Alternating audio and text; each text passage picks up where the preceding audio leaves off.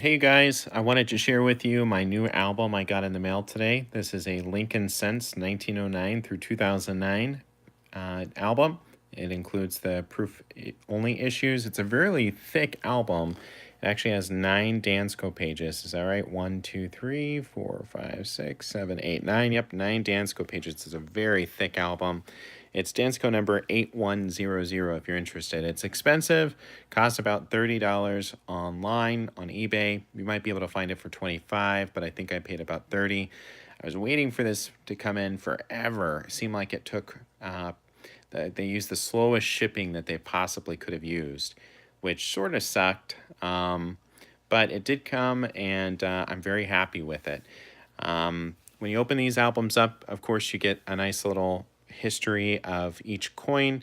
I encourage you read about the coins, read these panels, because you learn a lot of interesting things. Like, so for example, on the Sacagawea dollar album, you actually learn that Sacagawea, they believe, died in 1812. However, there was another woman who died later on a reservation. She claimed she was Sacagawea, and she displayed good knowledge of the expedition. And if that was Sacagawea, then she would have died at the age of 97. So I thought that was really interesting. I didn't know that there's two possible Sacagaweas, and they're not sure who was the real one, if the one died earlier on or the one that died when she was in her 90s. So I think that's pretty interesting information that I would not have learned if I would not have read this panel. So I decided to put this album together, and this is going to be an album that takes probably a lifetime to put together, because a lot of these early coins, especially those on the first 2 pages, can be really expensive if you want to put them, build a BU collection. So I'll show you some of the coins here. I got this 1909 VDB. It's probably the worst one I have. I have 3 of these. I have one graded that's all red, one that's semi-red that's in my typeset album, and then this. I only paid 12 bucks for this, and it kind of looks like somebody took an eraser to the back of it, tried to shine it up. But some of these coins, the early on ones, I have all the the Philadelphia Mint coins except for a few of them, like 4. I don't have the 1912, the 14, the 15, and there's a few others I don't have that I need to get. But I have, for the most part, all the Philadelphia coins, P Mint mark. And like I said, these early ones can be really expensive. So I just threw in what I have to be, work as placeholders right now. I don't have a 31. And I'll get these. These are going to be the last 2 pages that I work on. So I've started working on all of these pages.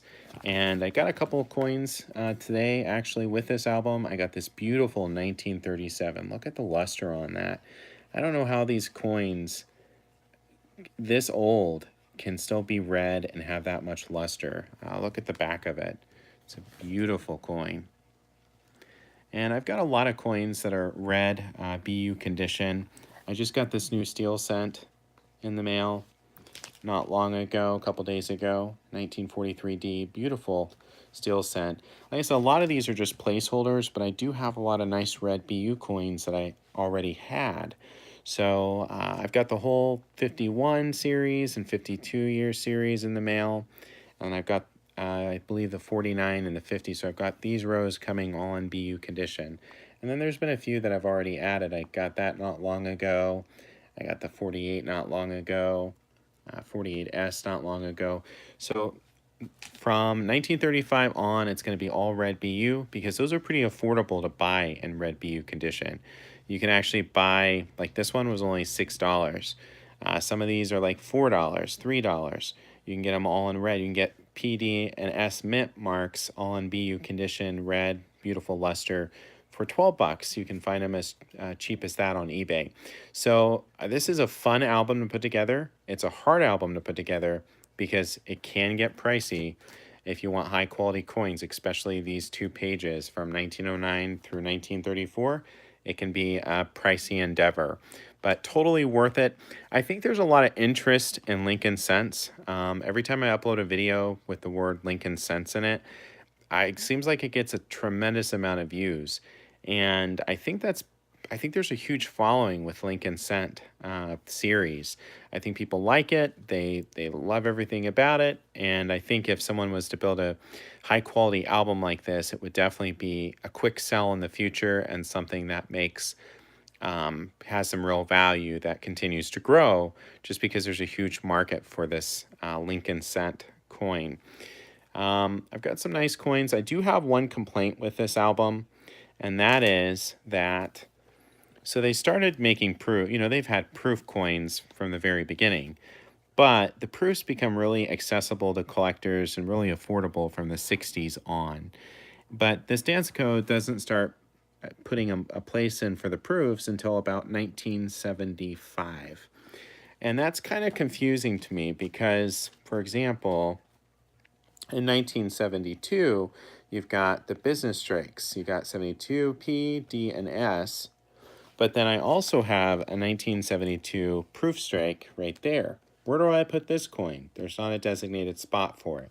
So that's kind of irritating that they didn't add an extra spot there for the proof, especially since his album is supposed to include all of the proofs.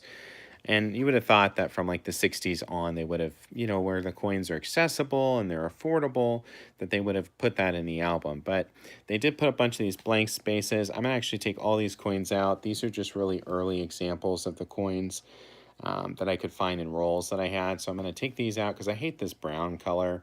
It's nice, but I like the red color. These are beautiful coins when they're nice, beautiful red.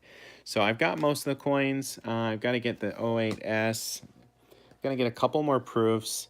And then I've got to get, there were some coins I didn't know existed, like the 79S Type 2 and the 76S. I got that on order. And this 1960 large date, I got to see if I have any of those. I'm pretty sure I do. And the 70S large date, I'm pretty sure I have that one. But if you guys are looking for a fun album to put together, something that's going to take you a long time, but something that if you work hard on it, you're going to definitely get some reward out of it, this is a great album to start with. So just food for thought. Another album I got in the mail too, I'll show you that. That is the Lincoln Shield Cent album. This is Dansko 7104. It's only 2 pages thick. It came out in 2010.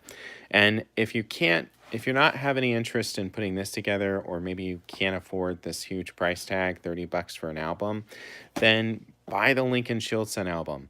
And there's a real simple reason why. There's not very many coins that you need, and you can probably get all these coins at your bank. Just go get a penny roll or a $25 box of pennies.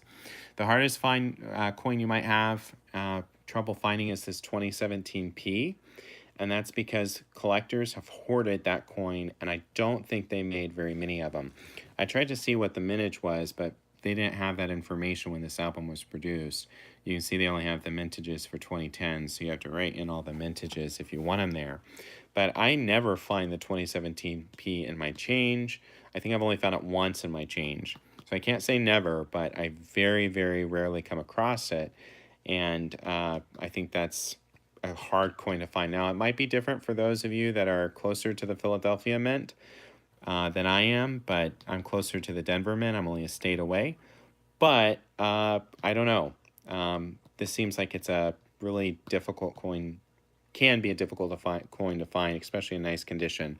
But think about this.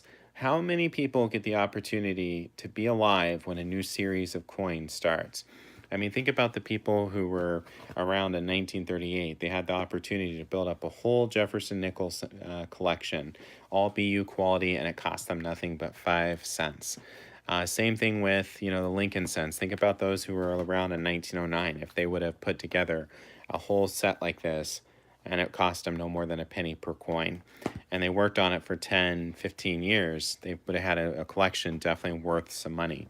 So this is a great coin. This is also a good album to give to a child, I think, or someone that's interested in the hobby, or you want to influence their interest, kind of encourage them to become interested, because there's not very many coins. And even if you don't go to the bank and get a bankroll, you can buy all of these coins in uncirculated BU condition right now for as little as $5 on eBay.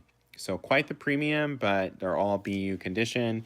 You can kind of cheat if you don't want to go through searching bankrolls. So cool album to get. Highly recommend the Shield Set album.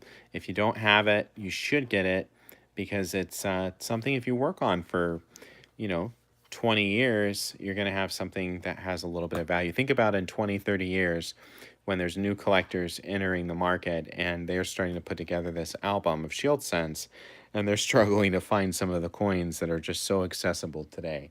So thanks for watching, you guys. Like, comment, and subscribe, and I'll see you in another video.